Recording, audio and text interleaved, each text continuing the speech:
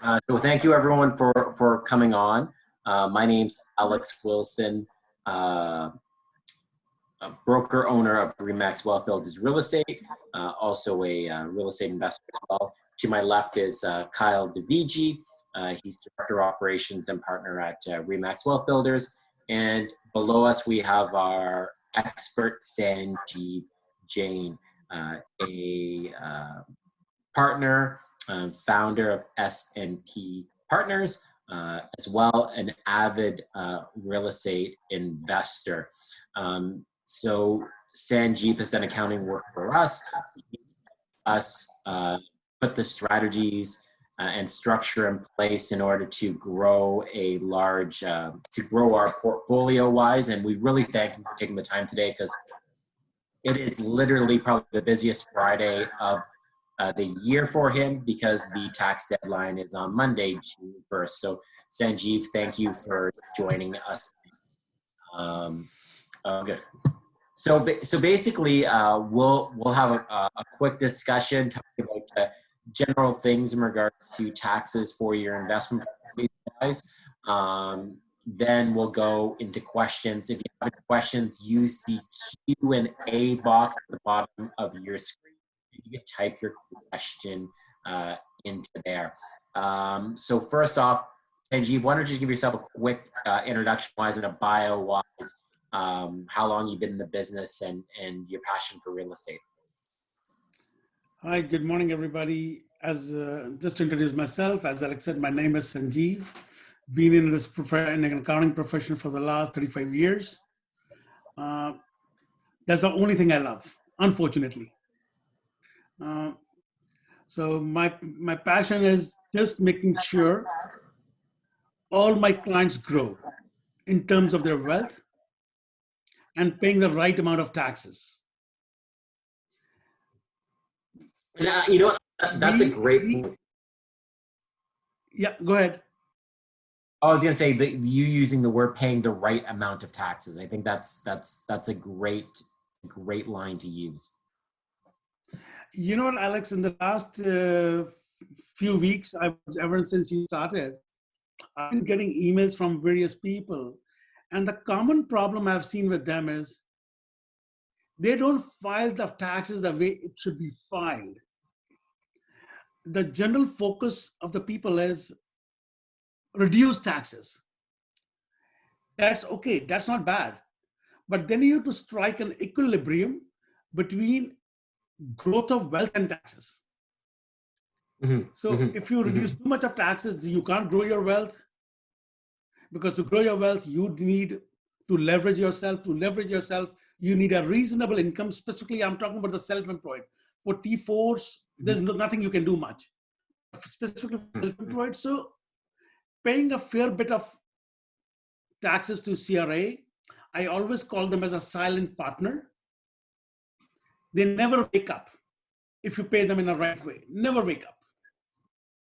But the moment you try to do something funny, they're all over the place. And I don't like that. That partner should keep on sleeping as long as possible. The more he sleeps, the better we are, the better we grow. So it's not a bad trade-off. It is just like having an employee within your company, give him a cup of tea every hour so that he's busy drinking his tea. That's all you have to do. So yeah, and I think that's the best way to put it was, you know, paying taxes is your entry card, your entry fee to play the game and maximize your wealth. I made one of my clients pay this year 1.6 million in taxes. I forced him. And he wasn't very happy about that, Alex. And yesterday he informed he bought a property worth 21.5 million. And thank you very much. Not a bad way to have things. I'm happy for him. So, perfect. I will be glad to answer any of the questions anybody has on the tax structuring, specifically since we are talking about the holding companies at the moment. Usually, all of us are so used to buying properties within our personal names, we forget that there's another avenue to leverage ourselves from a tax and also to reduce taxes for now or in future. And even a step forward, it also becomes a part of your estate planning. All three things work hand in hand. You reduce your risk, you really defer your taxes. Defer, I'm using the word again, not save. There is no saving, it's just deferring. Because the way the tax integration works, at the end of the day, the total amount of tax which CRA is going to take is going to be the same, whether you're incorporated or whether you're a single individual. It is going to be the same, but it's just possible you might pay some part of your taxes 15 or 20 years down the line. That's the leeway you have. Incorporating of holding companies is not difficult. You could go to a lawyer or to your accountant, but when you go to the lawyer, you have to have your accountant as a part of the consulting team so that the structuring of the holding company is done the way it should be done to defer the taxes for the medium and the long term. One thing, Alex, I'm going to add here today, which I feel I got so many emails on deferring of taxes. The general question I've been asked by many people is that when you sell a property, the tax on capital gains, whether it's a corporation or whether it's on the personal side, is going to remain same. The answer is yes, the taxes are going to remain same. But what happens is when you pay the taxes within the corporation on the capital gains, there is a component of taxes which is paid, which is refundable on payment of dividends. So that amount sits in an escrow account with CRA.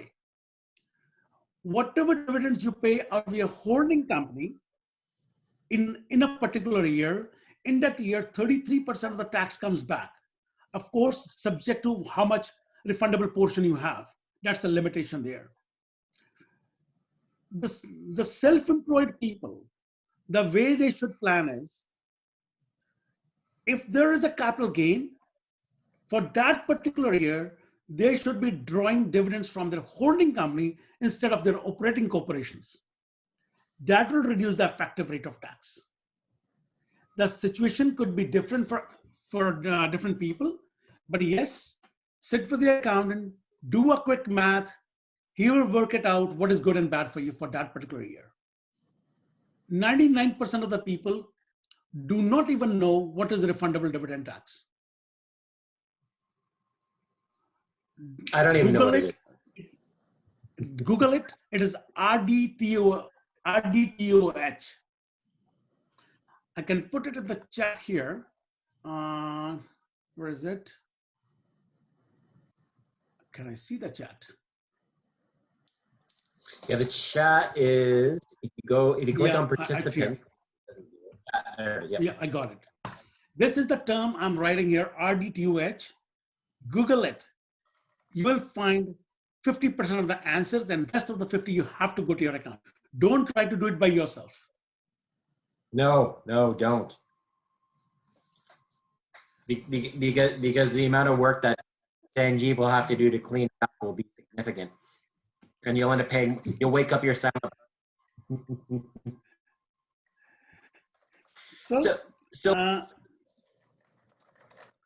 What I want to do, let Alex do the rest of the job. I'll be coming back to give you all the answers.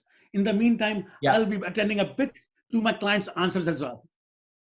Yeah. So yeah, go ahead. I'm just going to kind of give the quick little general start of this. So basically, if you have an investment condo or property wise, anything that you put into that property, you can write off on your tax return against the income wise. So you have your standard thing, your maintenance fee, your property tax, your interest on your mortgage. These are all things you can write off against the condo.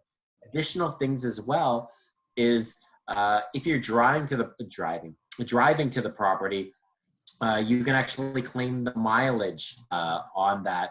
We'll be emailing out a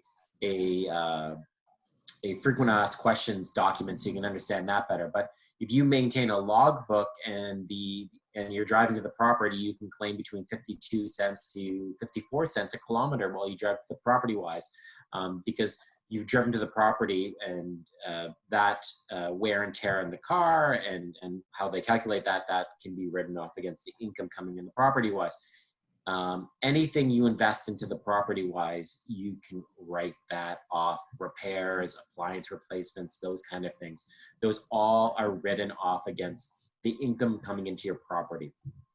On top of that is if you're using a home equity line of credit off your primary residence, that again can be written off against the income in the property wise. So these are all basically the simple strategies you can use that you write off against the income on the property. So very important to acknowledge those, because that's your low-hanging fruit to take advantage of before we get into the tax strategies wise. So you always want to maximize what you're writing off within a reasonable level. Don't write off a vacation to Mexico. That's not a reasonable expense. But if you stay within the reasonable framework, you can write off against the property. And that's the same thing, Alex, too. It's good advice for home expenses. You need to be very careful about what you're writing off in terms of the use of your home in regards to your investment property. If you have an area dedicated to servicing your investment property, then you're able to write more of it off. But normally it's not really worth the benefit of it because the CRA could come back at you. So you need to be very careful in that instance, writing off certain things in your home when it relates to your investment property. Something that a lot of people don't know about as well is any costs around renting out the property, things like realtor fees or advertising is also a deductible expense that you can definitely deduct from your taxes. Yeah, anything that you can relate back to the property wise is important. The question that we get a lot is in terms of mileage, it's a set rate by the CRA that you'll use to calculate it. So you don't have to track your gas or your vehicle maintenance costs, all that sort of stuff. It's already built into that preset rate by the CRA. You have to maintain a detailed logbook. There's a lot of great online trackers. They'll even use your GPS, automatically detect your drives, and they'll email you monthly summaries as well, because the CRA will be looking for that if you ever do get audited. Yeah, great points wise. And to add on to that, yes, you do need to keep receipts for any of your expenses, not the gas receipts or anything related to your car. The mileage log covers that. But if you had any advertising expenses or anything like that, you do need to keep copies of receipts because the CRA will want that if you get audited. And again, these are the low-hanging fruits wise. And the great thing is, so we talk about writing off interest wise. Kyle, why don't you get into the advantage of if you have excess cash flow in a property wise, and the advantage of increasing the equity, increasing the mortgage on the property, so leveraging the property to buy another property. Why don't you talk a little more of that? Yeah, this is a very common method that I have used personally. Alex has as well, where you're refinancing an existing property that you have. So say you bought it a couple of years ago, it's appreciated in value. You're able to take out a portion of that increase in the value, the equity from that property.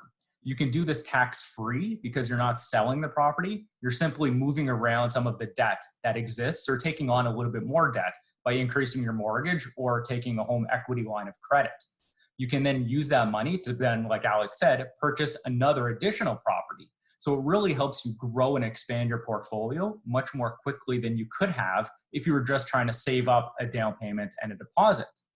This is pretty straightforward. Normally you can borrow up to 80% of the property's value. And then you would of course have to deduct any existing mortgage expense that exists on the property. But oftentimes that can equal hundreds of thousands of dollars for many of our clients, which can easily get you another property or two. It's done normally through a mortgage broker or a bank. each bank and financial institution does have their own requirement around refinancing a property. So depending on your situation will really dictate who's the best person for you to work with. But normally it's quite straightforward and can be done in 10 to 15 business days normally. Yeah, and that's where if you have the excess cash flow, it's just going to get taxed away anyway. So that's really real life monopoly, moving yourself around the board. Your most valuable asset is actually time, not money. Time is what actually makes real estate incredibly valuable. And if you're able to extend your time frame of ownership of these properties wise, that's when you're going to start seeing exponential growth. So, I don't look at my portfolio in 1 year. I look at 5-year increments, 5 years, 10 years, 15, 20, 30 years. It's incredible when you look at it from a 30-year time frame wise. Now, some of you on this call may be like, well, I might be dead in 30 years. There's a reason why I use 30 years. Mortgages amortize over 30 years. So if I look at my property and I look at what the value is in 30 years, I know there's going to be no more mortgage on the property. And when I analyze my portfolio, I do 5% growth rate per year. That's what it's going to average out to. So I'm not concerned about dips or massive increases wise. Massive increases are great because then I can leverage money out and expand my portfolio wise. But I do my portfolio, actually it was not even 5%, I did 3%. I just did a 3% growth rate over 30 years. And that's compounded. And I know Kyle loves the word compounded.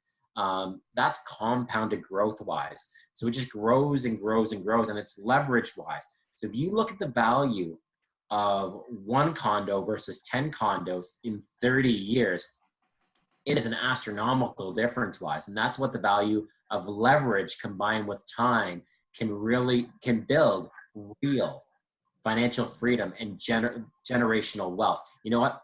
That's a great segue into Sanjeev, because Sanjeev, why don't we just touch on generational wealth? So this is where estate planning comes into play.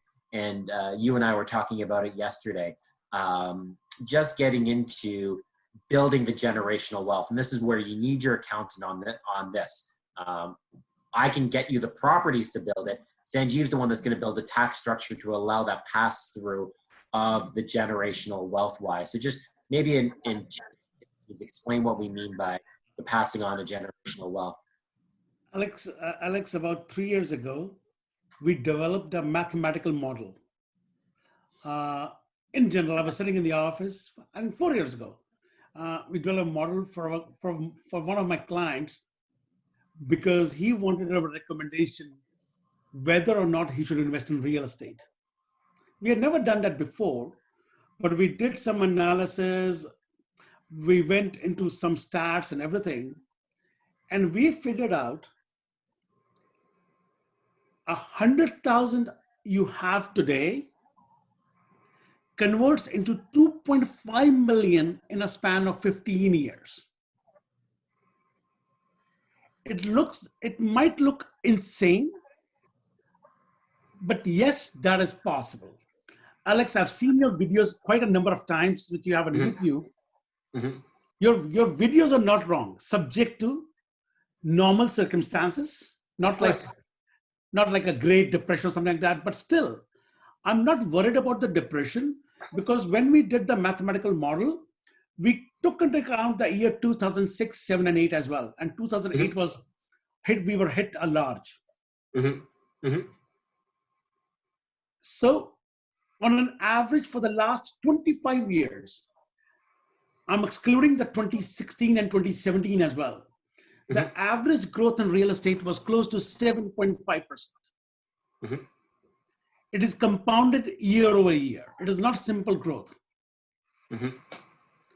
We took a mathematical model at 3%, 3.5%, 5%, and we came up with a formula. Even if the wealth, real estate depreciates by -2% a year, I will still break even.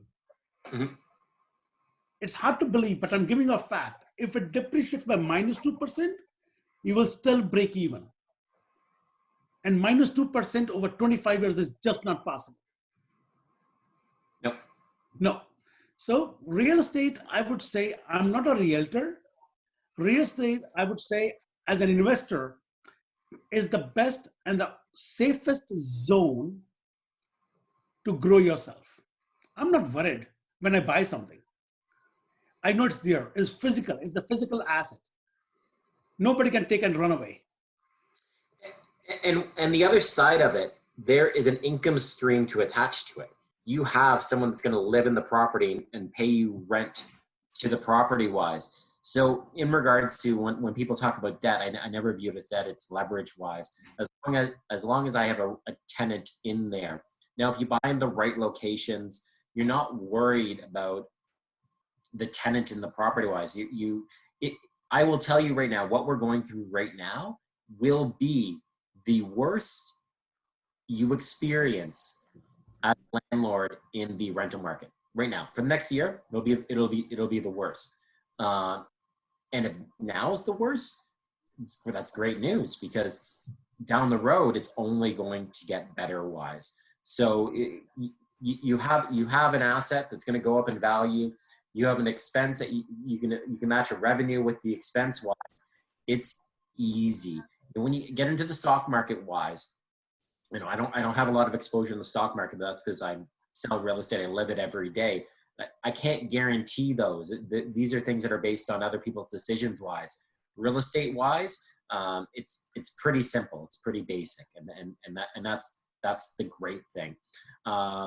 Is there anything else we want to add, or should we get into questions, or what do you guys want to do? I would say questions will have more answers. Let's go to the questions. Let's go to the questions. Yeah. The first question is absolutely a tax question. I did a closing for a rental condo downtown in 2019. I applied and obtained HST refund. The UCC total includes HST. Should I reduce HST refund I received from CRA from the UCC total? Yes. It was never a part of your capital cost. That amount has to be reduced from UCC to claim any depreciation or something. Even your ACB has to go down by that number when you sell the property. So to everyone, what the question is basically, to simplify, don't write off your HST on the property wise. That's ultimately what it is. And you know what? I'm actually glad this question came about. I'm not going to answer this question, but it relates to another question wise. Some people don't know this, and I'm sure Sanjeev's come across this. When you close on a pre-construction condo wise, you have to pay the HST rebate because the builder isn't claiming the rebate, so you have to pay the rebate. It becomes a cash flow item wise, and then you apply to the government to get that rebate back. So it's a net number. You get the money back, but you have to apply for it. You have 2 years from paying it to apply for that. So I do know Sanjeev's office does do the HST refunds wise. Again, don't do this stuff yourself. Get the professional to do it wise. But if within the last 2 years, if you paid HST on the final closing on a condo wise, you do want to apply for that rebate. And another asterisk, and we talked about it last week, that division of the CRA is actually closed right now. So if you have applied and you haven't gotten a response, it's just because they're not open right now. They're just starting to go back to work. So you should be receiving those rebate checks in the next couple of weeks or months. Okay, next question. Our favorite question. The next question is, can you explain exactly how a paper transfer works? Is there a technical term for this? I want to research this regarding this topic. Okay, this is what I'd like to answer. Paper transfer is not a legal term. Paper transfer is a term which I made for my own self. Point in terms, eh? No, you know, I've got so many videos on this. So I have to answer this. Paper transfer means that you simply file the elections and the relevant paperwork with CRA and do nothing else. That's how you transfer the income stream of that property or maybe any benefits out of the property into the corporation. Legal transfer is you do a legal transfer by transferring the title of the property in the name of a corporation as well. So this issue is highly subjective. you should be consulting your accountant and do what he says is right. Do not go by what Alex, Kyle, or I say. Go by your accountant. He's the best person. He's the man who's going to save you. So if you want to read anything on this, the form I'm going to write is, it is T2057, I believe. Give me a second here.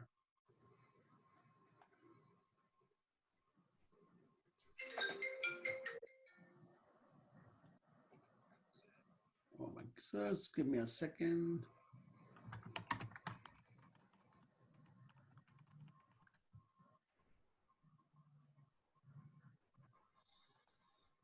And while Sanjeev's looking at this, we'll talk about quickly the holding company and the holding company value wise.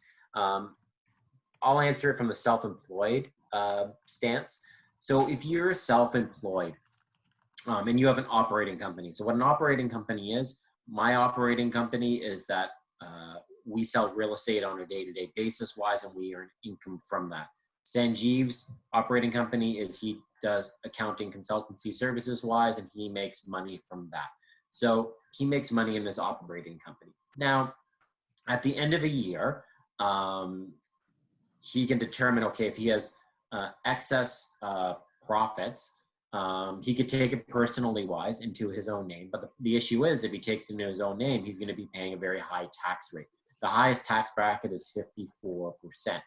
So if he were to take that money out in his own name and then start investing the money in his own name, his after-tax dollars he can invest is at 54%. Now, in that same breath, he instead of taking that money out of his operating company, he's like, okay, I don't need this money in my own name. I'm going to keep these retained earnings, and what I'm going to do is I'm going to move them to my holding company, and my holding company is going to be doing my investing.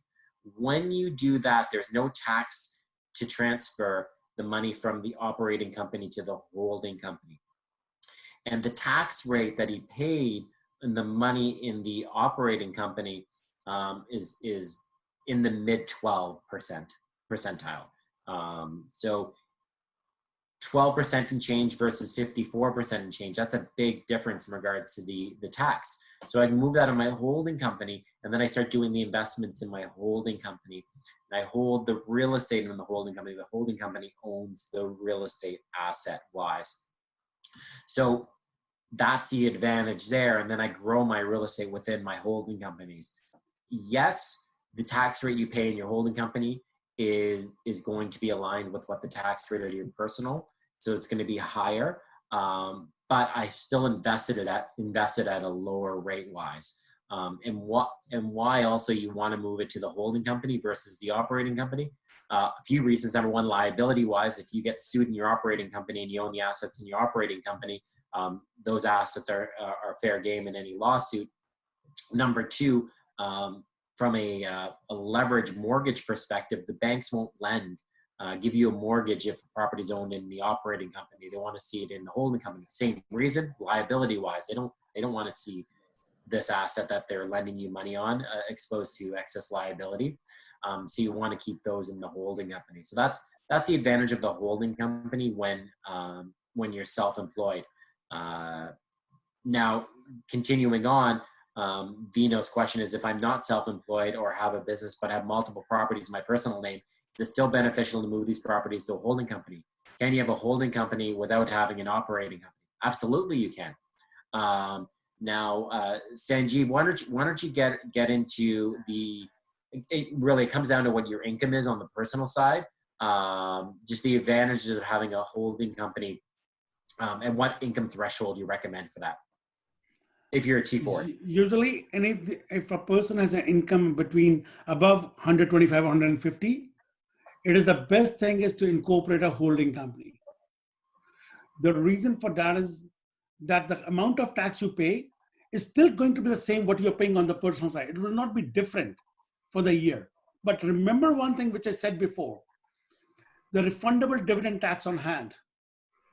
That is the money which is sitting in the escrow account. You will get it back when you pay the dividend to yourself in the year you pay. let us say you moved on to be a self-employed, or you just took time off for a year or something. That is a year you could draw the money from your holding company. You not only get the money out of the company, plus you get the money from the CRA back as well. So that's when the effective rate of tax is lowered.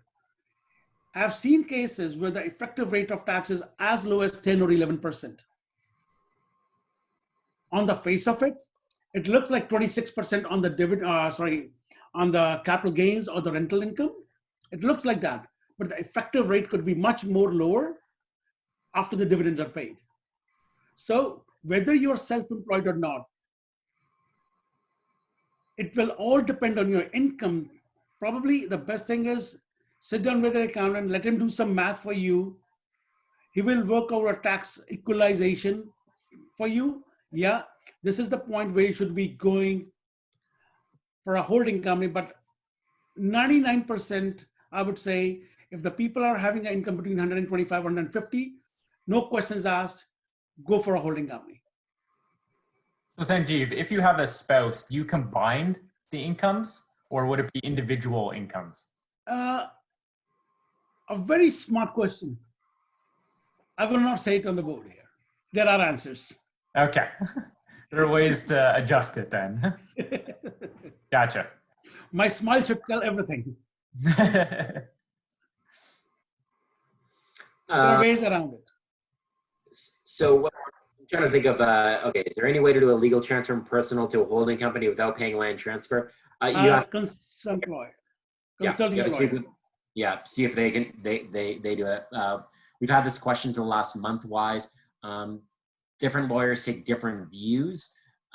So you have to speak with your lawyer in regards to doing that transfer wise, to see if that's something that how they interpret it wise. So yeah, we don't provide advice on that because we're not the people associated with that. It may be called land transfer tax, but actually the accountant doesn't handle the land transfer tax. The lawyer handles the land transfer tax on the point of transfer. So that it's a legal item versus an accounting item because the lawyers are responsible for making those payments wise. Kyle, can you think of any other regular questions that we've had that we can talk to our participants about here? Yeah, look, let me just see. And maybe Alex, it might be interesting to talk about cash flow. You know, we've talked about it before, about why you want neutral cash flow versus positive cash flow. Yeah. Oh, you know, we just got another question. Paper transfer, is that the same different from a bare trust agreement, Sanjeev? Yeah. Yeah. So it is the same. Absolutely. It's the same. So it's a bare trust agreement. There we go. There are two different things we are talking now. Oh, two different things. Oh, sorry. It's two different things. Mm-hmm. If a repair is not appropriate, can you expense it regardless of the amount? If not, can you amortize it? Yep.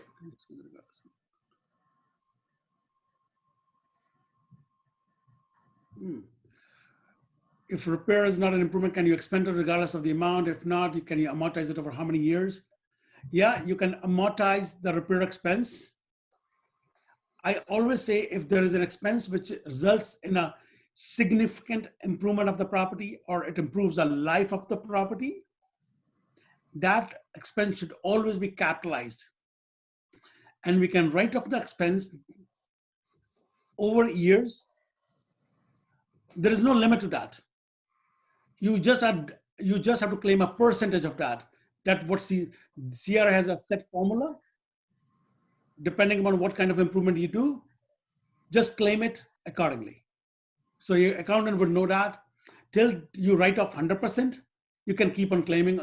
And if there is something left over at the end of the term, when you sell the property, that could be added to the ACB of the property as well. There we go. So Kyle was asking about cash flow wise, and just reiterating again, you can choose to have excess cash flow, but again, that's going to be taxed at your highest rate personally wise. So let's say I'm earning $300 a month cash flow, $400 a month cash flow on my property wise. and I'm at a high tax bracket, so I pay 54% of that away to the government wise. So I'm getting less than $200 a month after tax. That's really a dinner out once a month, if that wise. Or I could leverage my property, increase my mortgage on the property, therefore increase my interest expense. Yes, so that's going to reduce my cash flow, but then I can use that money that I refinance out and buy another property. Now I have two properties that are being paid down by a tenant living in there and that are increasing in value.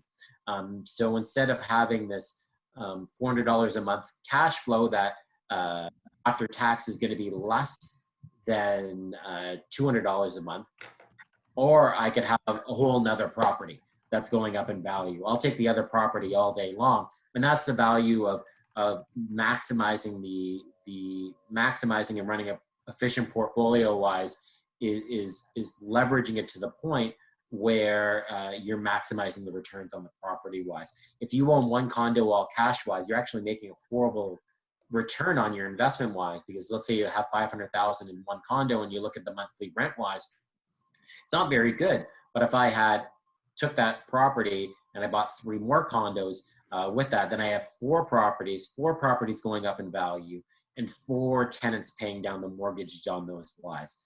That's where the true value of real estate is. And Alex, can you get a mortgage on a property in a holding company? How does that work? Absolutely, yeah. I'm glad you brought that question up. Yeah, absolutely. You can get a mortgage with the condo in a holding company wise.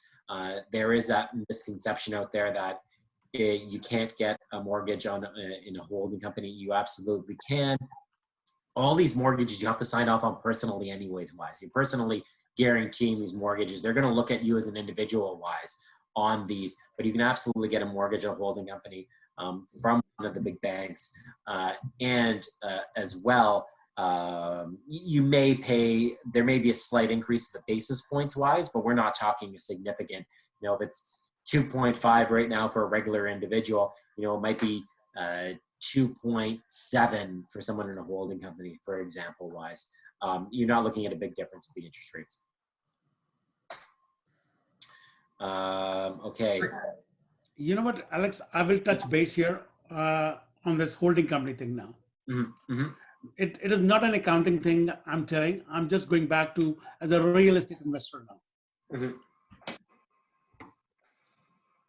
I would say having holding corporations, this is for a medium and a large investor now. I won't say this is for a small investor. Mm-hmm. It is the best way to grow yourself in terms of wealth. Right now, I've been talking to various banks. The funds are so cheap.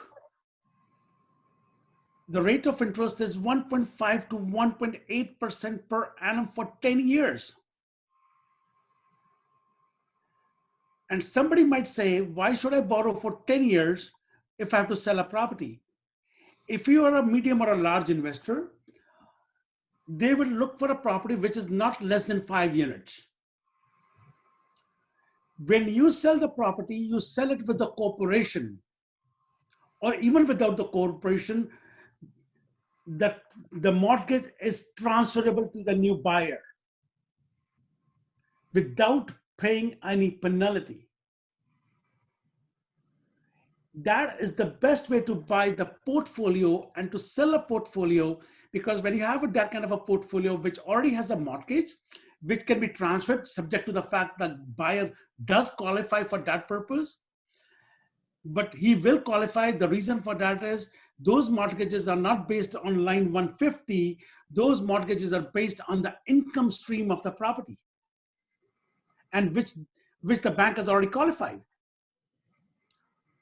I would say buy more and more into the holding company, and the banks like that.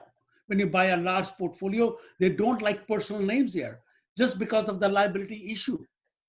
They don't want you to have personally a huge liability if something goes wrong. Personal wealth is important for the approval of the mortgage, but they don't like that. So for any medium or large investor, I would say sit down with your realtor, ask him, we need a bigger portfolio, 5 units, 6 units on one floor, one building. There you go. Alex, I need to get commission on this, sir. Hey, that's not as easy as it sounds. I know. I worked on that. I haven't had any much success there. No. So where Sanjeev's going with this, before I know where he's going, he's mind-blowing people. He's in the commercial mortgages versus your typical residential mortgages wise, which I've done on commercial properties and I shouldn't say multi-residential properties in the past. Multi-residential properties getting into the 4 to 5 to 6, well, not 4, getting 6, 7, 8. You can get into the commercial mortgages, and that's what he's saying is they're actually looking at the sustainability of the property and not so much the individual wise, and that's the value, especially when you are a medium to large investor wise. It's a great way to grow your portfolio. If you're getting tapped out in regards to the personal mortgages, you continue to grow that way. And definitely we can have more conversations about that as well. But definitely that's a medium to large investor game, not a I would say you got to be north of 5 or 10, probably north of 10 units at that point wise when you're getting in that 10 condo units wise. That's where he's looking at that wise. Kareem had a question. If I replace my roof for $25,000, which is the same quality as my old roof, can I expense it? Yeah. Yes. You can expense it in 1 or 2 years the way you want to. What is more tax advantageous to you? Yeah, and that's exactly it. So we've talked about this before, just talking about repairs and capital expenditures. It probably is not advantageous for you to expense that in 1 year. You probably want to roll that over a number of years, depending on your tax bracket wise. So there's probably some advantages to actually doing it in multiple years. But again, it just depends on looking at your taxes, everything like that. What else can we talk about? Anything else, or should we wrap it up and let Sanjeev get to it? I had one before we go. Yeah. Sanjeev, is it possible to buy real estate with your RSPs? I just gave an answer. Okay, there's 2 parts of the answer. The question I saw was, could be transferred into the corporation and buy real estate. My answer was that you cannot roll over your RSPs into your holding company to buy real estate without triggering taxes. That's first part of the answer. The second part of the answer is, which you guys asked, can we invest in buying of a real estate through RSP? The answer is yes. There are some banks which are doing it. One of them I know is Community Trust. What they do is they move your RSPs into a trust, and the trust gives you a mortgage, a first mortgage for the property you buy. Whatever interest you pay or mortgage you pay on that, the interest which goes into RSP, it's a very good thing to do, is not taxable because it's going to RSP account. RSP is not taxable till you draw the money, but you still get a deduction of the tax, for the interest on the rental income. But yes, you will not be able to take a mortgage from a regular bank on that property after that, because RSP money has to be invested in the first mortgage only. There are some companies who are doing some real estate investment. I have never liked that. I don't like that to do. I'd rather like my money to stay in front of my eyes. That's my property. That's it. I agree to that. Here we may have some. This is more of a real estate question wise, but I'll not real estate, but it's more investor versus accounting wise. As an investor, would you buy a 10-unit building or 10 units on a floor of? Now, I will put an asterisk beside this. It is not easy to. It's easier for me to buy a 10-unit building than to buy 10 units on a floor of a condo wise, and I'll explain why. When builders launch these projects wise, they need to get their construction financing. And in order to get their construction financing, they have to show their bankers that they have a set number of qualified buyers. So the builder won't even actually allow you to buy 10 units on the floor of a condo building wise, because their financiers, their banks want to see individual ownership of units wise in these pre-construction launches.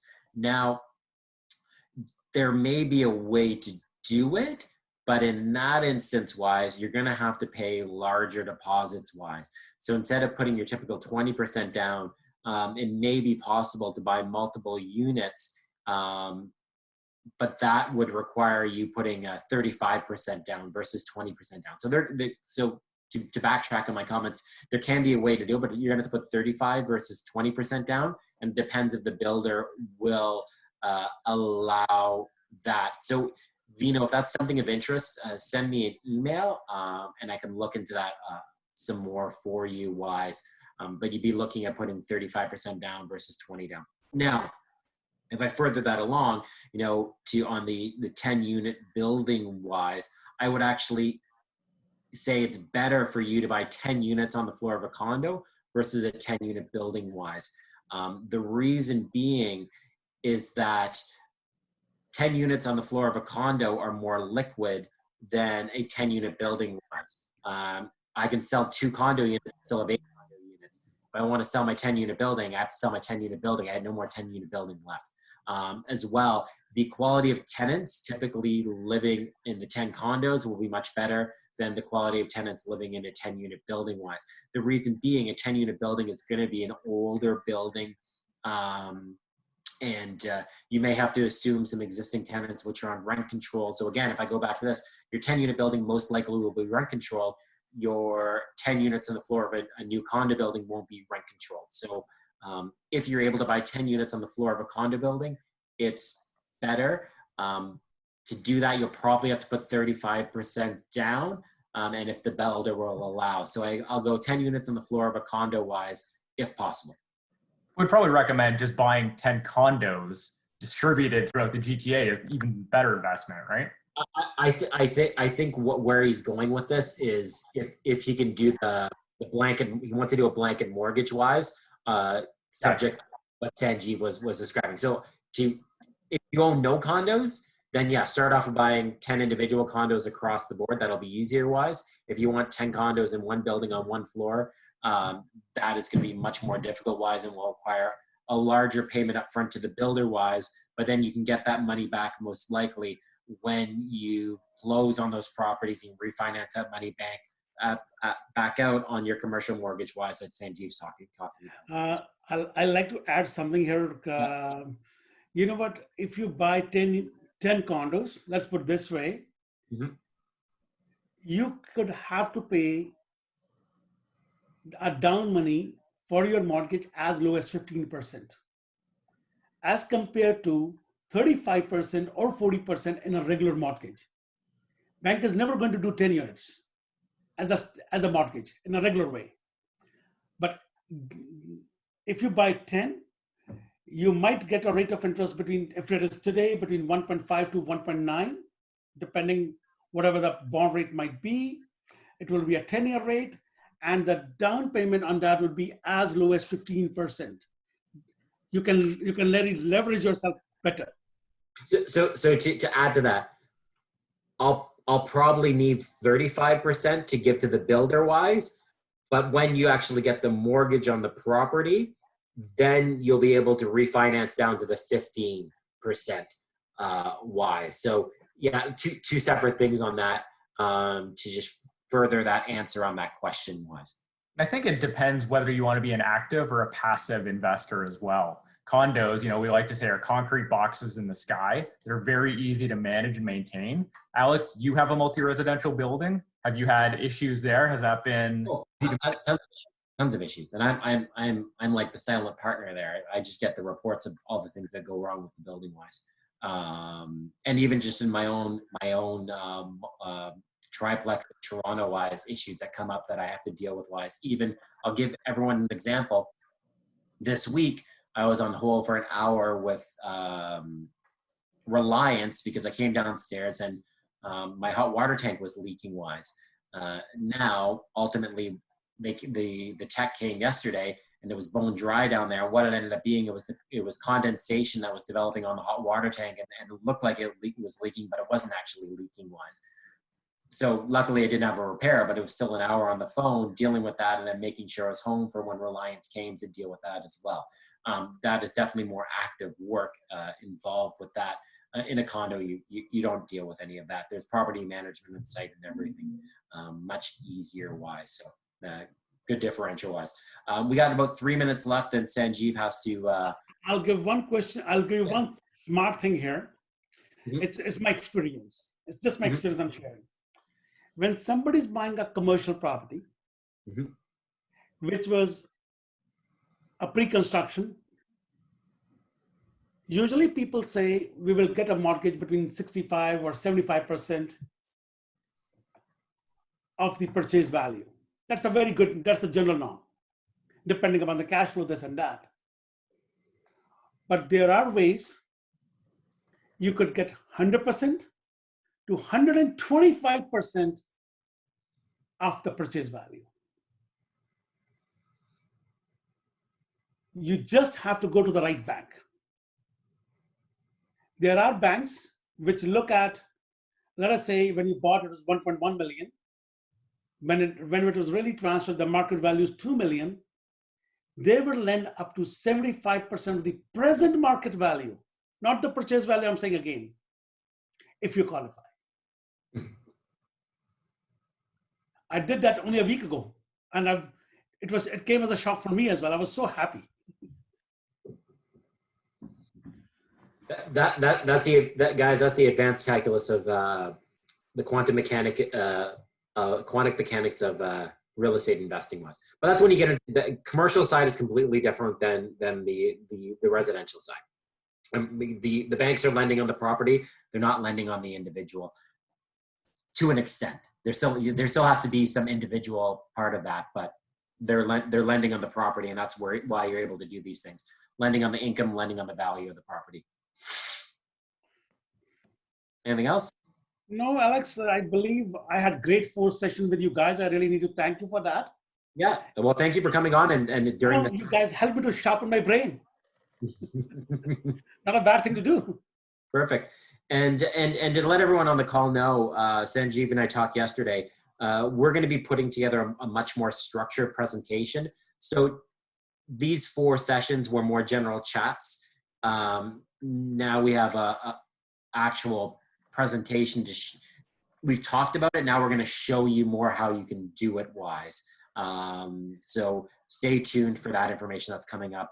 And Raj, yes, you'll be getting Sanjeev's email and everything like that. So I guess we'll wrap it up. Thank you so much, Sanjeev, for taking the time and doing these with us. I know today's your busiest Friday of the year. No, thank you for permitting to answer all my calls today. Yes. Okay. Thanks, guys. Thank you. Guys, take care. Have a great time. See you then. Okay. Bye-bye.